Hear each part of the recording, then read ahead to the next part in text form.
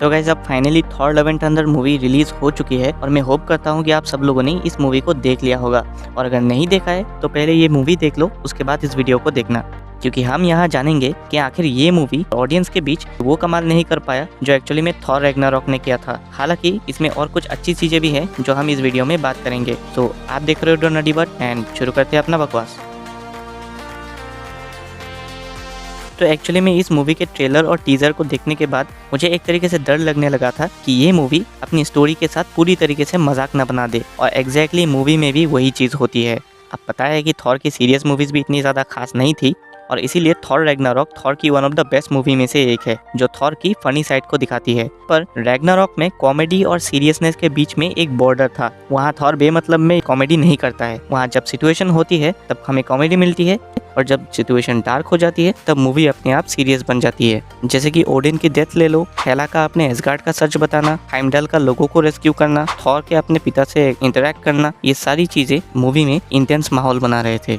पर ये सेम चीज थॉर लव एंड थंडर के साथ नहीं होती। यहाँ सिर्फ गॉर के कैरेक्टर के अलावा और कोई भी कैरेक्टर सीरियस रहता ही नहीं है। तो यहाँ जब गॉर की बात आ ही गई है तो उसी की बात करते हैं। तो उसका कैरेक्टर भी यहाँ इस मूवी में एक तरीके से वेस्ट ही कर दिया गया है। अब ये बात मैं इसलिए कह रहा हूँ क्योंकि गॉर थॉर की पूरी कॉमिक बुक हिस्ट्री में one of the most special villains में से एक था जो थॉर को पूरी तरीके से बजा डालता है। अब आप एक बार याद करो कि लास्ट टाइम इस मूवी के कौन से मोमेंट में आपको सच में खतरा जैसा फील हुआ था। याद नहीं आ रहा? क्योंकि ऐसा कोई मोमेंट था ही नहीं इस मूवी में। हम वो इन्फिनिटी वॉर वाले टाइम को याद कर सकते हैं जब हमने थैनोस को पहली बार देखा था, तो हमको सच में लगा था कि वो एवेंजर्स के लिए सबसे बड़ा खतरा है, क्योंकि इन्फिनिटी वॉर एवेंजर्स की मूवी थी ही नहीं बल्कि वो थैनोस की मूवी थी। वहाँ थैनोस की बैकग्राउंड से लेकर उसकी मोटिव और उसके डिसीजन पर बहुत ही ज़्यादा फोकस किया गया था। पर यही सेम चीज़ गॉर के साथ नहीं होती, क्योंकि उसकी ओरिजिन हमें सिर्फ 4 या 5 मिनट में ही दिखाया गया है, और उसका नाम गॉड बुचर है, पर वो सिर्फ मूवी में एक ही गॉड को मारता है, चली एक ही गॉड को, और वही एक मोमेंट बहुत ज़्यादा ओपी लेवल का था। तो आप एक बार सोच के देखो कि अगर उन्होंने ऐसे ही 3-4 गॉड्स को मारते हुए दिखाया जाता तब हमें सच में फील होता कि वो सच में थॉर के लिए एक बहुत बड़ा खतरा है, वो थॉर को भी जान से मार सकता है। पर ऐसा कुछ होता ही नहीं है, क्योंकि वो तो बच्चे किडनैप करने लग जाता है। हालांकि अब मैं और ज़्यादा बुराई नहीं करूंगा इस मूवी की, क्योंकि इसमें कुछ अच्छी चीज़ें भी है। मतलब थिएटर में जाके तुम्हें हीरोपंथी जैसा कचरा तो बिल्कुल भी नहीं देखने को मिलेगा। गजब बेइज्जती है। तो कहने का मतलब ये है कि ये मूवी बहुत ही ज़्यादा सब्जेक्टिव है अपनी ऑडियंस को लेकर। मतलब मुझे अगर ये पसंद नहीं आई तो इसका मतलब ये नहीं है कि ये आपको भी पसंद नहीं आएगा।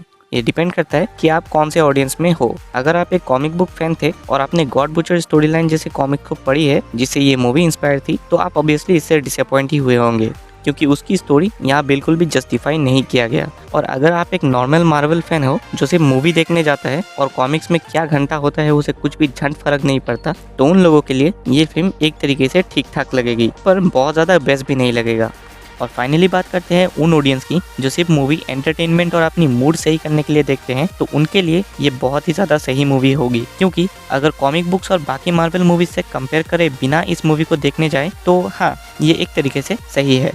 मूवी जिस पॉइंट से शुरू होती है उसी पॉइंट पे एग्जैक्टली आके ख़त्म भी हो जाती है।